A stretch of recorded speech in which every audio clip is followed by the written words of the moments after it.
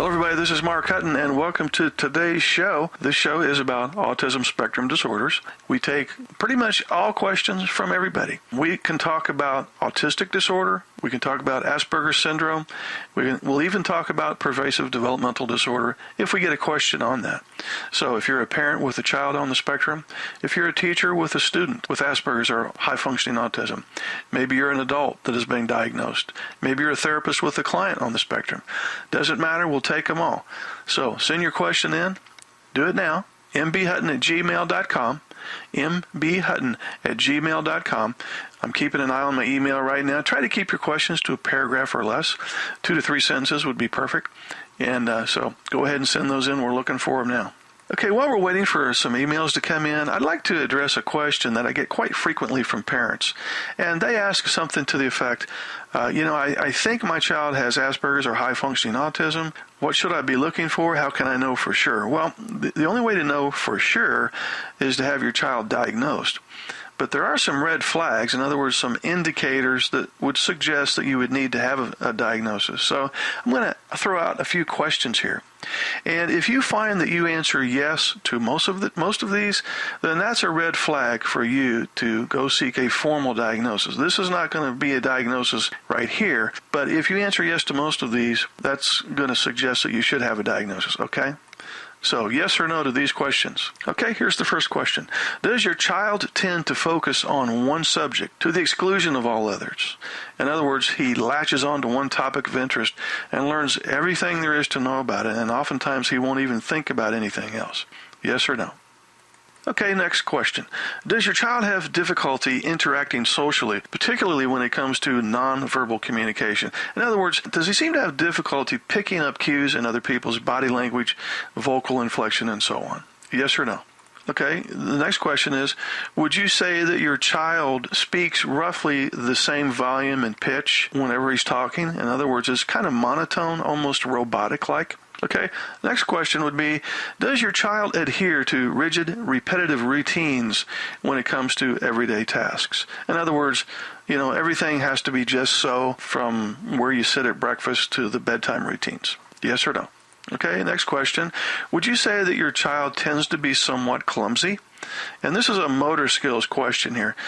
With motor skills, I'm referring to climbing, jumping, handwriting, anything that requires some physical dexterity. So the question is, would you say that your child is kind of behind the other kids his age with respect to motor skills development? And is he somewhat clumsy? Next question, would you say that your child does not understand idiomatic expressions? In other words, slang terms, figures of speech, and so on. Another way to ask this question would be, does your child seem to take everything literally? Next question, would you say that your child prefers to play by himself rather than with others? Not necessarily 100% of the time, but usually he's over there by himself, perfectly enjoying his own company. And the last question is, are there any cases of Asperger's in your family history? Father, grandfather, cousins, aunts, uncles, and so on. Now, if you answered yes to most of those, it's definitely a red flag to consider seeking a formal diagnosis. Then the question becomes, well, okay, I've answered these questions, most of them yes, so I'm guessing my child may have Asperger's. What do I do next? I think the safest thing to do would be to go to your nearest hospital and ask for a referral. A child and adolescent psychiatrist can do a diagnosis. Psychologists can do a diagnosis, so I'm sure that they will be able to turn you on to somebody who will go through the formal diagnostic process. And we're going to take a little quick short break here, and we're going to come back and start taking your questions, okay? This is the Mark Hutton Show.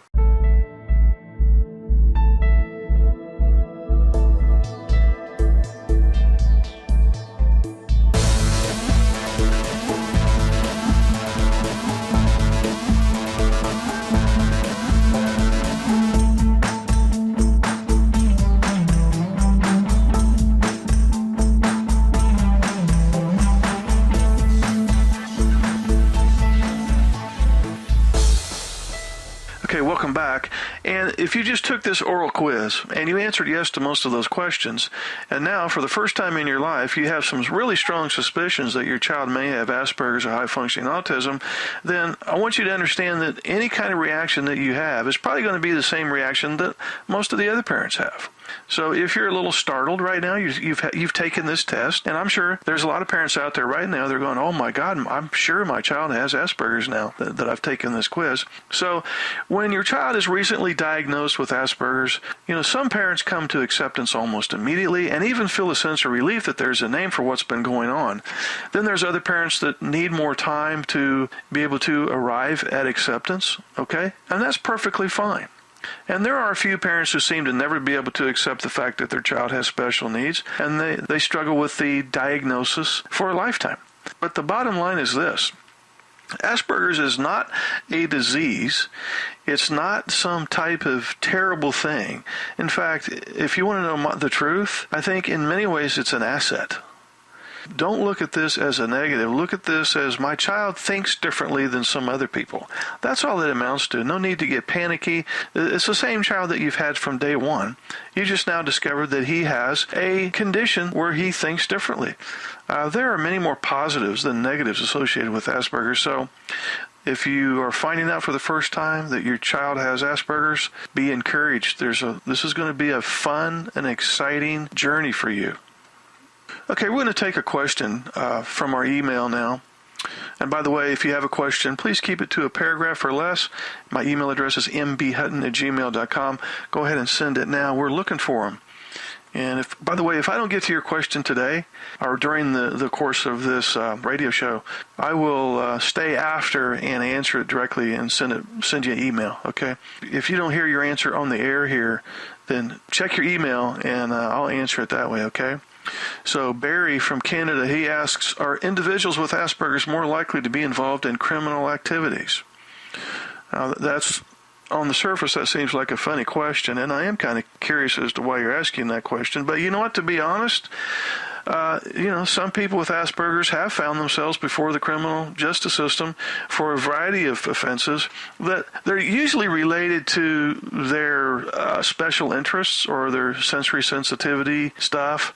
If a person's special interest is of a dangerous nature, it can sometimes lead them to, engage in some unusual crimes associated with that interest. So, in all honesty, the courts are becoming increasingly aware of the nature of Asperger's, and, they're responding accordingly. In other words, they're factoring in that this individual who we know has a diagnosis of Asperger's, therefore some of their malicious intent may not have been malicious.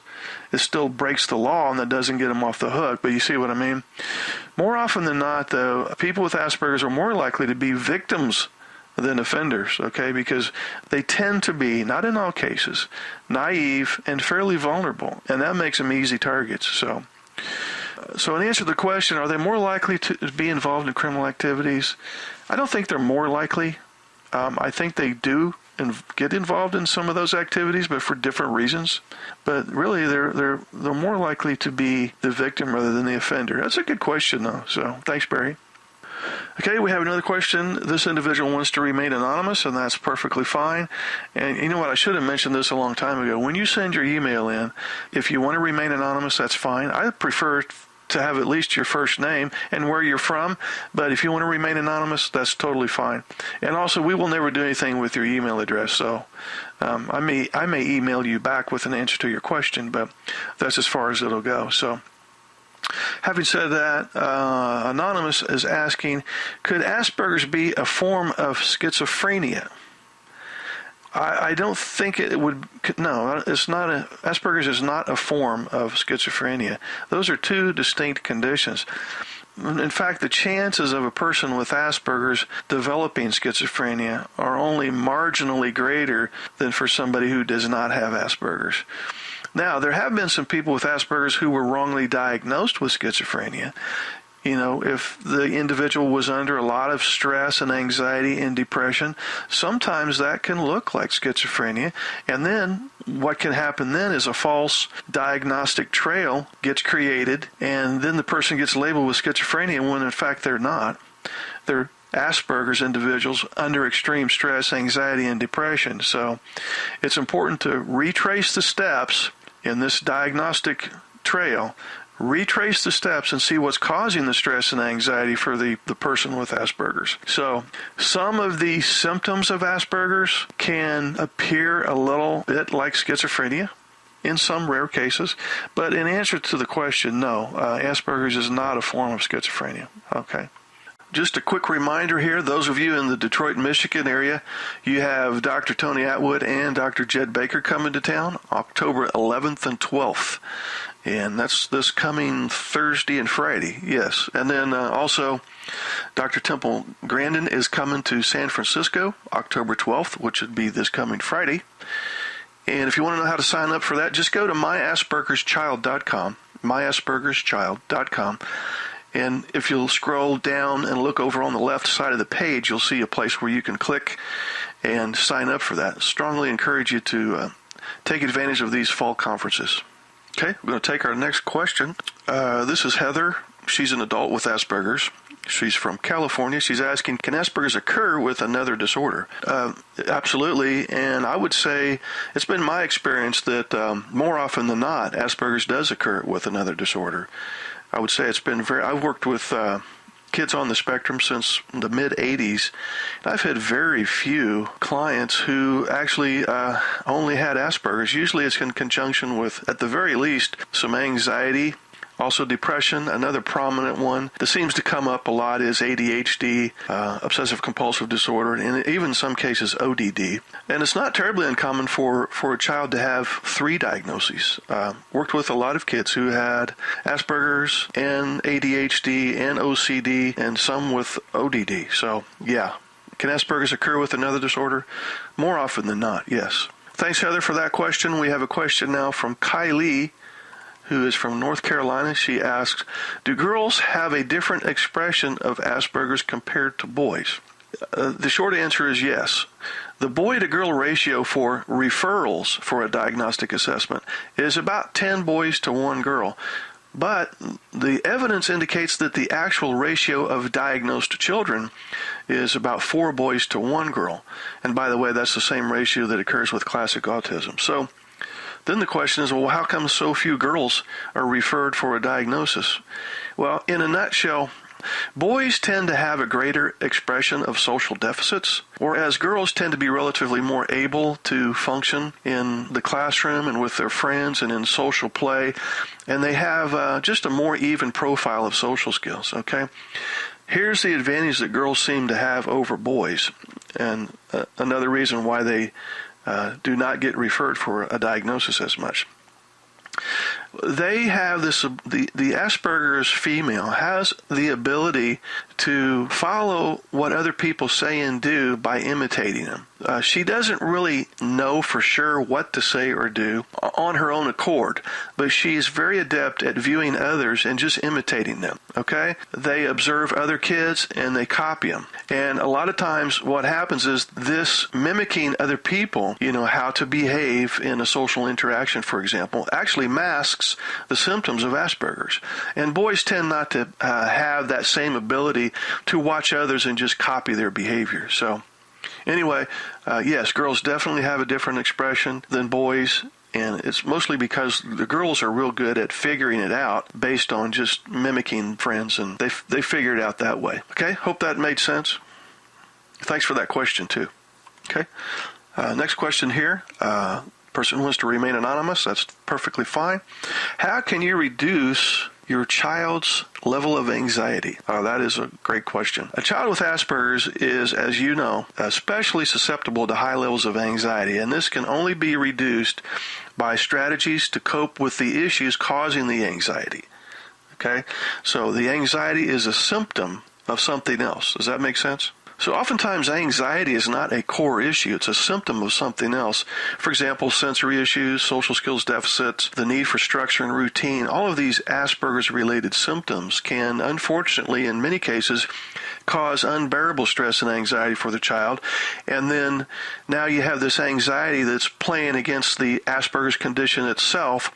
And so they play off one another, and you almost get this synergy. So one of the first things you want to do if your child becomes anxious, ask yourself, what just happened prior to the anxiety? Was it a social situation? Was it some type of sensory stimulation? And if you can figure out the cause, in other words, what happened right before your child became anxious, that's going to be a big help. Also, stress management programs, they can help with minor levels of anxiety. If your child becomes increasingly anxious or agitated, it might help to start an activity that requires physical exertion. Have him go out the backyard, jump on his trampoline, swing.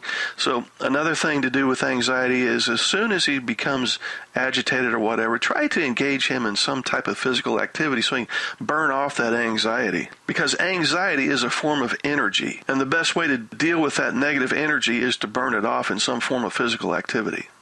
If the anxiety occurs at school, one of the things the teacher can do is offer this child an alternative to whatever's going on at the time.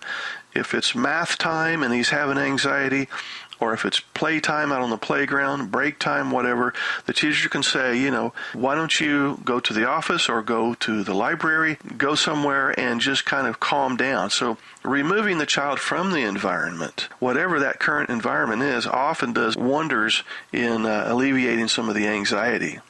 It also helps if the teacher can establish kind of like a special code with the child so that when he or she is becoming agitated or anxious or whatever, he can, without drawing attention to himself, he can signal the teacher, and the teacher and the student have this understanding ahead of time that when the teacher gets this particular signal from the child, then that's time for him to be able to go to a safe place and chill out for a while. And also cognitive behavioral therapy, that's an excellent way to reduce anxiety for Asperger's kids. So, that's always an alternative, is to take the child for therapy, specifically cognitive behavioral. So I hope that answers your question, and thank you for that question. Another 15-second break, and we'll be right back.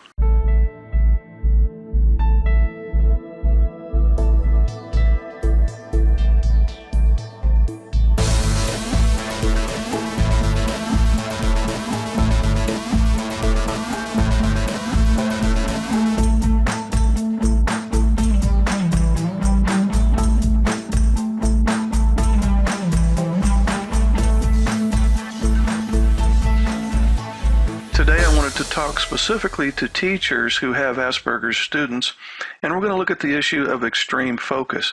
Because of their ability to focus in on one area of interest, Asperger's children can make very good students. However, their ability to focus can also be their weakness.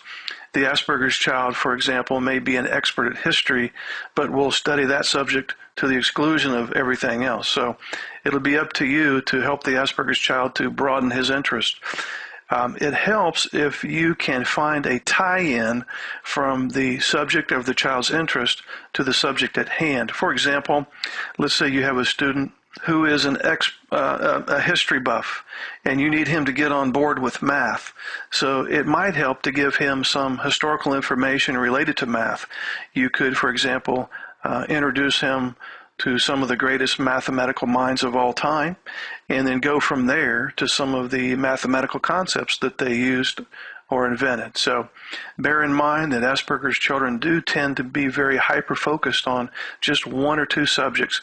So it'll be a challenge for you to figure out what they like and then tie that in to the new subject that you would like to get them interested in.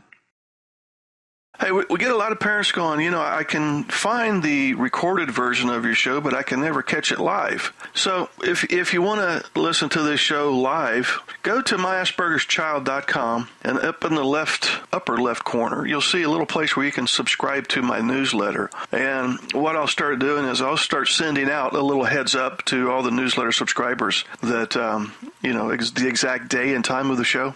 By the way, this newsletter is free.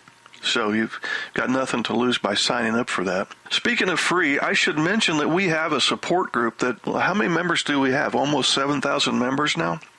And I am so impressed with the parents over there because they will ask questions, they'll provide feedback to one another, comments, support.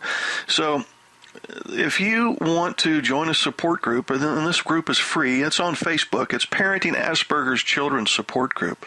Just do a Google search for Parenting Asperger's Children Support Group. And I'm sure you'll find that. And I'm telling you what, the parents over there, God bless them, they're so supportive of one another, and they provide good advice to one another. So it's just an incredible resource that it's just simply a must-have. It's just a must-have, especially if you're a newbie. In other words, you recently found out that your child has Asperger's or high-functioning autism, and you're not sure where to start or what to do. Just a ton of very valuable feedback from mothers and fathers over there. I should also mention that if you're an adult on the spectrum, we have a support group for you as well.